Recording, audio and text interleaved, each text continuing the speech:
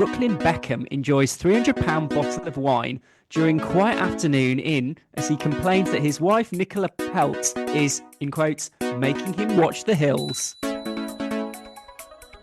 Heidi High near tragedy which left star trapped underwater. S Club 7's Hannah Spearitt shares first pics from Costa Rica as she quits UK to start new life as a farmer.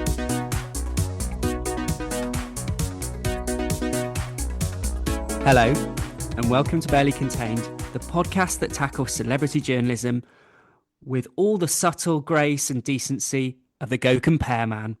I'm Chris Beckett, and I'm joined as ever by Matt Withers. Matt, hello. Yeah, lovely reference there, Chris. I have to say, with the Go Compare man and Greg Wallace, this is not a great time in British history to be a bald, middle-aged man. No, you're asking for trouble. Yeah. Right. So, I mean, it's been a while, about a month. Have we got some good stuff today? We've got some stuff. That's good enough. I think you're actually starting off this month, aren't you, Chris? I think you've got a story about a Nepo baby or a Nepo baby or however it's pronounced. Yeah, you're darn right.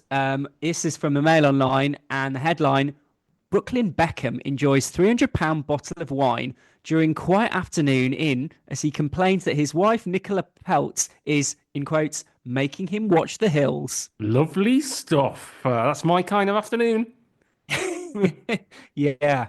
What, the red wine or the hills? Well, I don't really know the hills. I'm assuming you're gonna fill us in on that. Yeah, the wine. I probably wouldn't go for a £300 bottle. You can get change out of £5 at Lidl. Yeah, it's fair.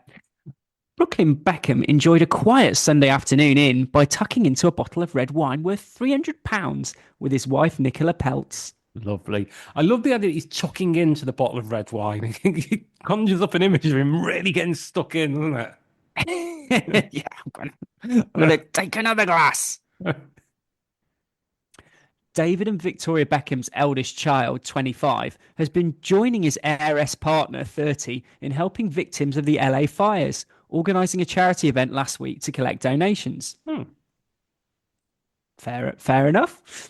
And the pair took a well-earned rest over the weekend, with Brooklyn documenting their downtime at Nicola's family home in Palm Beach, Florida, in an Instagram story.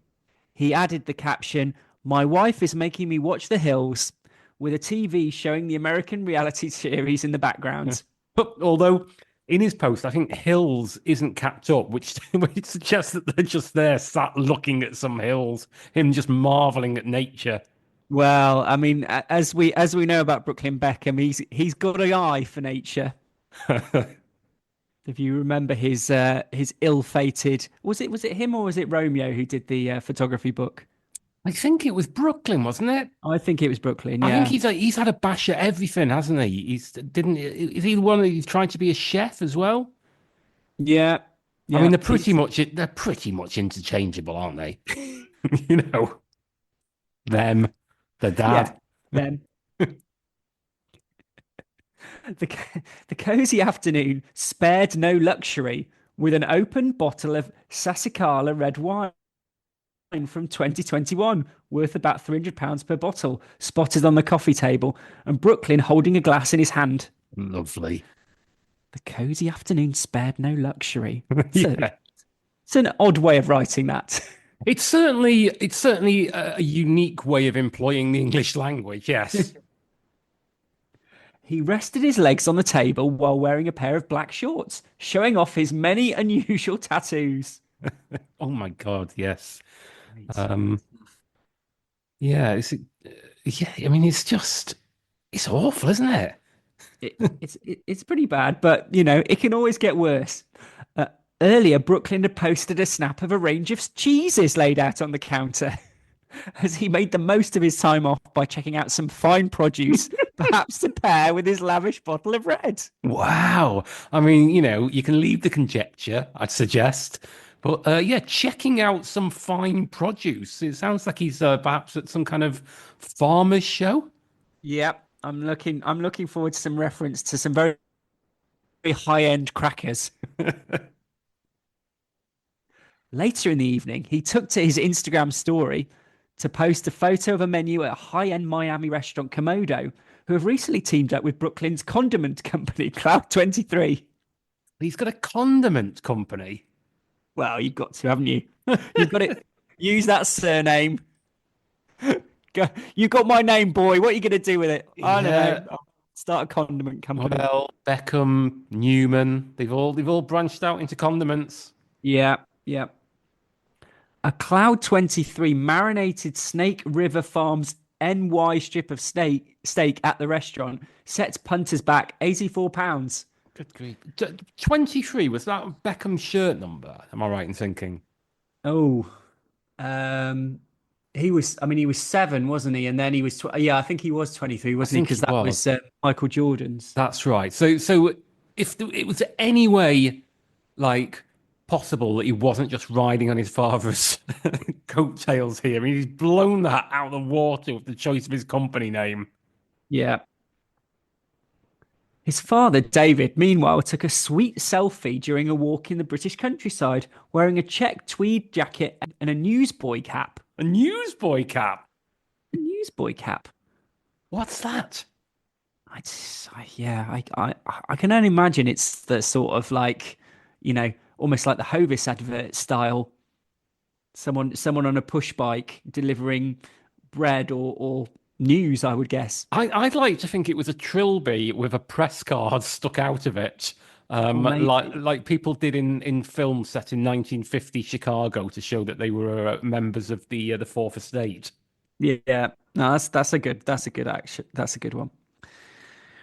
Brooklyn's wholesome weekend comes after his continued efforts to help those who have lost their homes during the wildfires earlier this month, which have caused thousands to flee their homes, as well as at least 28 deaths. Okay. The couple, who wed in 2022, helped organise an event last Thursday through their charity Yogi House, which saves dogs from overcrowded LA shelters and euthanasia. Oh, Sort of gone a slightly dark, this story. it really has. I mean, it started off, I think we were having a little giggle about the fact that this Nepo baby was blowing 300 quid in a bottle of wine and then drinking it in a manner that I would imagine that Brian Blessed would do. And we've got onto dog euthanasia. Yeah. Brooklyn wore a baseball cap with the charity's name as he encouraged his followers to join them for the event and thanked brands for their donations.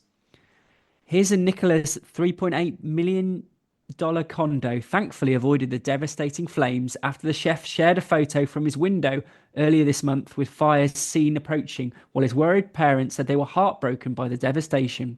Would we describe him as a chef? Oh, I don't know. I don't know. I mean, I would say no, but I maybe would say too harsh. very much not. Yeah.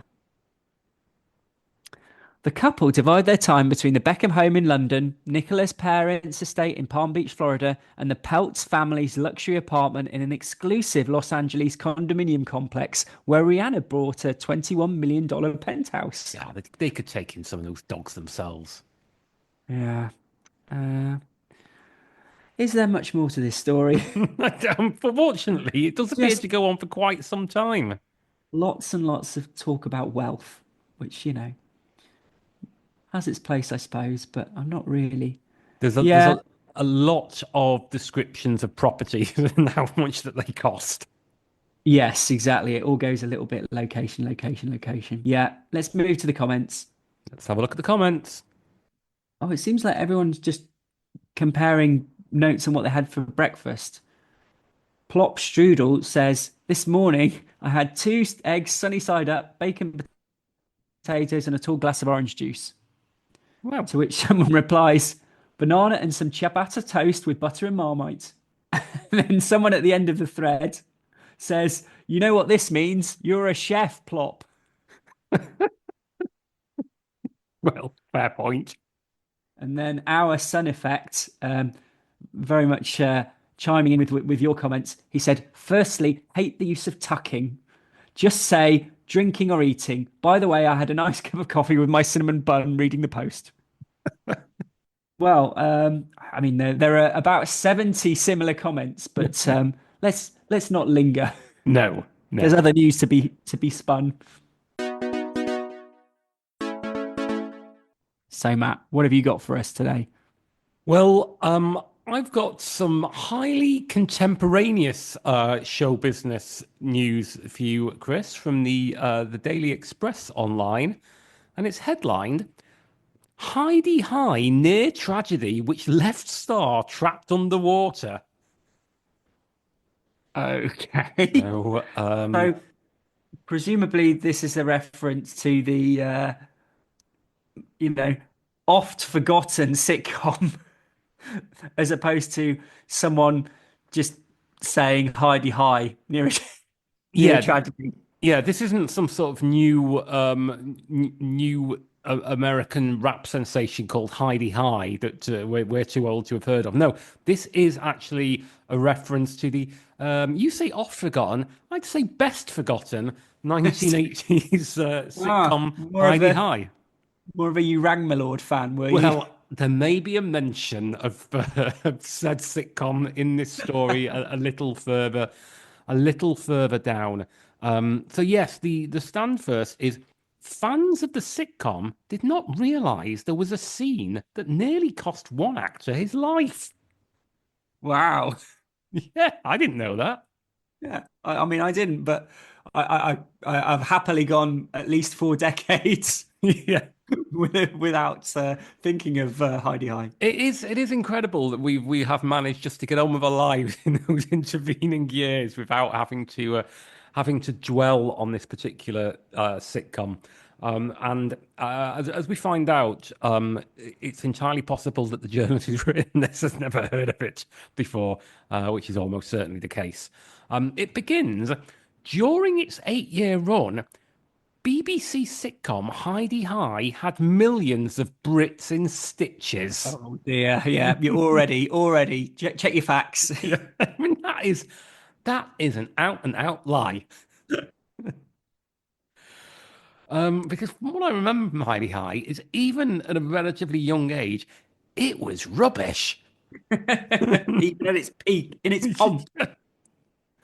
I mean, it's incredible that it got an 8-year run, isn't it? Mm, yeah.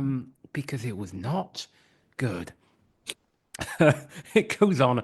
Many viewers didn't realize that behind the scenes of one episode, the cast and crew narrowly avoided a devastating tragedy. Mm. Now, I mean, I would argue that every episode of Heidi High was a devastating tragedy. Yeah. Yeah, they could have done another season.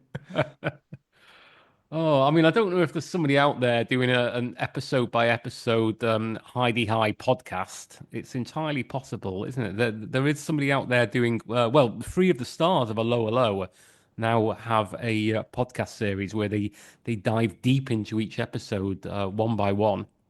Oh, I didn't know that. I know that some of the former Soprano stars do that, but yeah, hello. I think Sopranos. Okay, hello, meh. Heidi High. What do you reckon the Lower Low deep dive podcast series is called?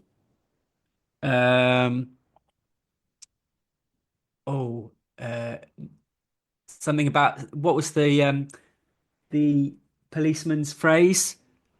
Ah, no, it wasn't one of his. It's called Listen Very Carefully. Oh, I should Which say this only once. yes, That's good. Yeah, I mean that's it's a good name to be fair. it's a good name. It is a good name. I don't know what you'd call the Heidi High one, but we've got plenty of time to think about that. Yes. The next line I would argue is also incorrect. It says the series gave fans a glimpse into life at a 1950s British holiday camp. Right. So it's Oh not. no. It wasn't a documentary. And I would argue that that is accurate only if you were also to say that Faulty Towers gave fans a glimpse into the state of the hospitality industry in Torquay in the late 1970s. Yeah. Red Dwarf gave fans a glimpse into. how NASA operates. Yeah. Yeah. Yeah, I don't. I mean, I don't think it did. But to be fair to it, I don't think they sat down to try. We're going to, as faithfully as possible, recreate this slice of life. Yes. Yeah. I mean, Paul McShane went full method from Yeah. By the end, he'd utterly convinced himself that he was in the 1950s. He went full on life on Mars. refused to take off his blazer. Oh, buried in it, I heard. So, the series gave fans a glimpse into life at a 1950s British holiday camp. In one particular episode, Carnival Time, the characters participate in the Crimpton-on-Sea Town Carnival. Oh, it's like an episode of 999. Workers attempt to follow orders from their boss, Joe Maplin, to create a float for the parade, but a series of comedic disasters ensue. With hilarious consequences. In the episode, one dramatic scene shows a burning float plunging into a pool. And while viewers found the fictional episode hilarious, that moment became dangerously real for actor Chris Andrews. It really is like an episode of 999. It is. Little did Chris Andrews know in As the he, immortal peril. as he boarded that float. As the flaming float hit the water, Chris's costume became tangled in it and he was dragged underwater. His, his, la- his last thoughts were, God, I'm going to die in this shit show. Yeah, his very final words were "Holy ho." Thankfully, his co-star Simon Cadell jumped into the water to save him. The incident left a profound impression on series co-creator David Croft, who later described it as the closest any of his productions had come to tragedy. Now, again, I would argue, having seen many of his creations, that that is not true. I would say that everything that man touched came close to tragedy. Oof. David and his writing partner, Jimmy Perry, were inspired by Jimmy's time as a Butlins Redcoat when they created the series. Heidi High first aired on January the 1st, 1980, and quickly became a well-known comedy series. So, Lies. yeah, we're getting into Wikipedia territory here. And Chris, I don't think that this journalist is au fait with Heidi High, and not because I've been a bit weird and looked at her Wikipedia entry and found that she only graduated from university in 2019. Sorry, not Wikipedia. Yes. Her LinkedIn Her entry. LinkedIn. Yeah, Okay. she hasn't got a Wikipedia, which would suggest to me that she's a trifle too young to be fully on board. She's not a Heidi Heister, as I think they call them. Well, you say that. I looked her up on LinkedIn and we had a mutual friend in Sue Pollard. Oh, will she get a mention? The show's ensemble cast played a motley crew of struggling entertainers and camp staff at the fictional Maplin's holiday camp. The series catapulted actors like Sue Pollard, Peggy Really? Ollerenshaw, and Paul Shane, Ted Bovis, to stardom. Oh, yeah, you can remember it, can't you, in the 80s? The number of times you'd go into a club and like Paul Shane or Sue Pollard would be there. They're like in the sort of roped off section. Yeah, yeah, there'd be security there saying, no taking pictures of the talent. Yeah. Sue played a ditzy chalet maid on the show, but went on to appear in various other comedies afterwards, including You Rang My Lord and Benidorm. And some comedies. Yeah, I mean, that really shows her range, doesn't it? That she managed not just to be in Heidi High, but You Rang My Lord and Benidorm. Yeah. She was also on Sunday Brunch at the weekend. Oh, yeah. Yeah, I spotted. I wasn't properly watching, but I noticed that Pollard was on there having a bit of banter. Oh, good on her. Now this is my favourite line. Meanwhile, Paul went on to land his own show called Very Big Very Soon in the early 90s. Now, Right. Yep. Chris, do you remember Very Big Very Soon? No. No, me neither. But you won't be surprised to hear that I have spent some time today looking into Very Big, Very Soon. It has an incredibly short Wikipedia entry. It ran for one series of 6 episodes in 1991. It was on Friday nights on ITV. It was a central production, and Okay. Paul Shane was a failing showbiz agent who ran his agency from an office above a cafe. It's never been repeated, and it's never been released on DVD.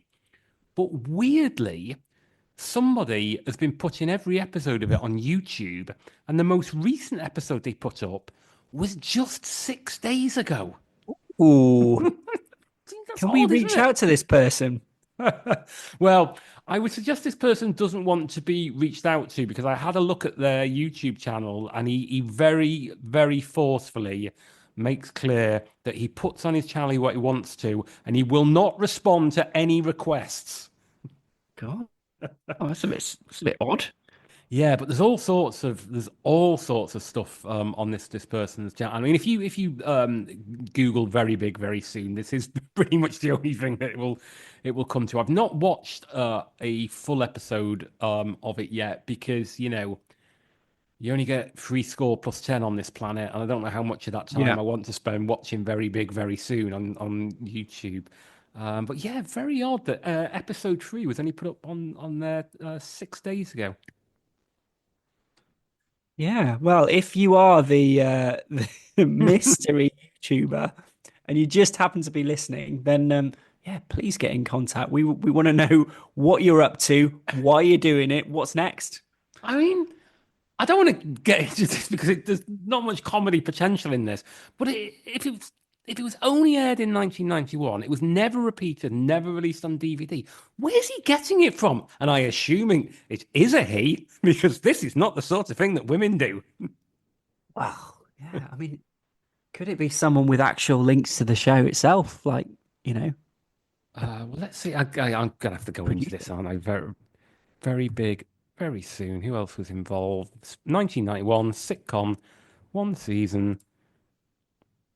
This is the entire. This won't take up too long because this is the entirety of the Wikipedia entry for Very Big, Very Soon. I'm surprised it's got one, to be fair. Well, yeah. Very Big, Very Soon is a 1991 British sitcom starring Paul Shane as Harry James, an actor's agent. Other characters included assistant Ernie Chester, played by Tim Wilton, Beatty, Harry's romantic interest, played by Kate David. Only 6 episodes were produced. Excellent. And that is as much as Wikipedia can tell you about Very Big, Very Soon. Mm. Right, we should probably wrap up this this story. Heidi High stopped airing in 1988, but the sitcom is still fondly remembered by Brits who enjoyed watching the chaos that comes with attempting to entertain some of the most unreasonable customers in the UK. Well, yes, that's exactly how I would describe it. That is definitely, if you ask me to praise Heidi High, that would definitely be the first thing that would spring to mind. Yeah. Oh, wow. Well, what a piece. Finally, Chris, I think to find this final story of this month's Barely Contained, you had to reach for the stars. Oh, very good, very good. Yes, this is from The Sun, and the headline is Natural to Me. S Club 7's Hannah Spearitt shares first pics from Costa Rica as she quits UK to start new life as a farmer. Wow. Well, that's the one that nobody was expecting. Well, yeah, not reach for the star, reach for the spade. Oh, very, very good, very good. You should Yeah, really, you should really do this sort of thing professionally. yeah. Don't worry. The stamp first is the sun quit the. Hmm. I have my suspicions about this story, Matt, and I'll share them with you in a minute. The Sun quit the UK after her dream business apparently never opened. The sun quit the UK. That's why it's Now, been so cold of late. yeah, but for me, obviously, I guess they mean the Star. The Star quit the UK, but it's an odd thing for it to get wrong, isn't it? It's not just a typo. It's just a sort of definition thing. I wonder if the hand of AI is involved in this in this story. Ah, yes. Now that's very interesting. And in fact, I was speaking to somebody just last week who was talking about not the Sun, about another news site that is looking into the possibility of using AI software to just troll through the Instagram accounts of many famous people and actually produce these sorts of stories without any human intervention, which wouldn't make any difference, I wouldn't have thought. Well, let's read on and see see what we can glean. Um, S Club 7's Hannah Spearitt has shared her first pictures from Costa Rica. The former music star previously quit the UK to start a new life as a farmer. Quite quite Spartan Very sentences. Spartan. I mean, very, very different from the one that we've just been reading about Heidi Yeah. High. We previously revealed that Hannah, 43, made a huge decision in an attempt to put her bad luck behind her. In 2018, the singer enjoyed a life-changing trip to Costa Rica and has since decided to relocate there full time. Hannah and Adam, who have girls aged 5 and 3, had previously looked at building a community in Central America. Yeah, I mean, previously that's tended to be the sort of ambition mainly of Nazis. The whole building a community in Central America thing. That was very much their thing, wasn't it? Yeah. It's yeah, interesting. Now her dream has been realised as she shared a snap of herself and her two daughters on her Instagram grid page. As everyone says. Everyone refers to their Instagram grid page, don't Grid they? page. Yeah, check Yeah. out my Instagram grid page. The trio were enjoying a meal in their new home as she gushed about her joy at being in the exotic country. As her young children tucked into their pasta bowls, the caption read, "Well, we finally made it to paradise. Beautiful country, beautiful people." Beautiful country, beautiful people here in Costa Rica. We finally made it to paradise. Beautiful country, beautiful people. Also, that's another reference to tucking in, isn't it? Oh, yeah. Yeah, What is it about tucking in? everyone's tucking in these days. Yeah. A number of fans took to the comments section to give the former Naughties band member their best wishes. Oh, it's been a while since we've had some fan feedback. One fan wrote, "Good luck, guys. Looking forward to visiting in the future. Love to the girls." So it's a bit creepy. That is a bit creepy, isn't it? That sounds something more like a parent would write rather than a fan. Love to Check the girls. check check your locks, Hannah. A second stated, "Big love to you all, darling. Have the best adventure." Again, that sounds like some family member would say. This one, "Dear Hannah, wherever you are, may God protect you," commented a third fan along with a red heart emoji. Wow, okay. Wherever you are, she's in Costa Rica. Oh yeah, that's true actually. Yeah, she's made that very clear. Maybe this person just doesn't know where Costa Rica is, and it's just like, Yeah. wow, wherever you are. "Hope all goes well for you over there. You deserve it," gushed someone else. As a fifth added, "Wow, awesome to hear from you again. Enjoy your life there." Now, Matt, there's a little kind of breaker in this story for a Sun poll. Have you ever lived abroad? Yes, but not for long. Yeah, I was away for quite a while. I'm thinking about moving. No, and I don't think I ever will. That sounds like a very scientific poll. Ahead of the move, Hannah previously admitted that's the dream, to move to Costa Rica and buy some land or a farm and live the simple life with the girls. In 2022, she decided to set up the Earth and Fire cafe in Twickenham, southwest London, with her partner, Adam Thomas. And then there's a little panel of an S Club timeline. But the cafe was never ready to fully open, and a pal of the Star told The Sun that she was selling up amid rising costs. They told us, "It's the latest in a series of setbacks. The new plan is selling up and moving to Costa Rica to live off the land." Well, That's your plan B, isn't it? It's everyone's plan B. I believe that the rising costs were incredibly expensive condiments. Well, yes, and she kept going to Costa Rica to get the coffee. Yeah, that was it. That will mount up. I'm sorry to go back to this timeline, but I like the fact it says a timeline of S Club's career to date. Yeah, yeah. It's not needed to leave any space at the bottom to add to add anything else in. Many more chapters to be told. Um, yes, but there aren't many chapters to be told in this podcast, and I don't think there are any comments either on this one. There aren't. There's a lot I don't remember from this timeline. Um, in 2003, S Club released their first feature film, Seeing Double. I don't recall Seeing Double. I do remember that. Oh, did you see it? Yeah, I didn't see it, no, but I remember it being around. And of course, Yeah. everybody remembers in 2014 when they took part in the BBC Children in Need telethon. Oh yeah, great, great. It was a great year. We all remember where we were. Yeah, Tina doing her thing on the phones. Oh, lovely stuff. Well, I think that probably brings us to the end of this month's episode, Chris. Yeah, it certainly does. I've got nothing left to give. Nothing left to give. I imagine that you, the listener, are just very keen to go and watch Very Big very soon. Yep. So we won't keep you any longer. But Chris, if in between episodes of Very Big very soon, somebody wishes to engage with the Barely Contained brand, I mean, is there some way that they can do that? Well, there is, yeah. They could go on Facebook at Barely Contains the Podcast, where you'd get all the archive footage, all the good old episodes, and a few little outtakes in there as well. Or you can go on to, I believe we're still hanging around with Elon on X, at Barely underscore pod. Yep, And we're still on there.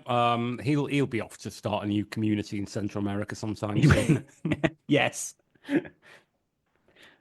But Matt, you know where we are, and the rest. I don't know these new modern channels. Yeah, we're on Blue Sky. We've unaccountably built up quite a few followers, so we perhaps should post there more regularly than Yeah. we do. So if you are on Blue Sky, then please come and give us a follow, and that's a way to contact us. I guess, and then yeah, usual thing. Please do follow us on whatever your podcatcher of choices. So if you're listening to this on Spotify or Apple or Amazon or whatever floats your boat, please subscribe to us. Give us a rating, 5 stars, please. And yeah, just let people know about Barely Contained, whichever way you wish to do so. I'm sorry, I was babbling a lot there. Um, Well, no, I was just going to say if you're someone as well that perhaps wants something different when you're looking at YouTube and perhaps checking out very big very soon, why not listen to us on there as well? Oh, of course, yep. Every episode, going back right to the start, is also available on YouTube now if you wish to have some very slight visual stimuli whilst listening to our dulcet tones. Yes. So it just leaves us to, well, it leaves me to say thank you very much, Chris Beckett, Yeah. Thanks very much, Matt Withers. and thank you to you, the listener. Yes. Yeah. And we will be back on March the 1st. Yeah. Have until then, have a fantastic February, and yeah, we'll see you next month. Bye bye. Bye.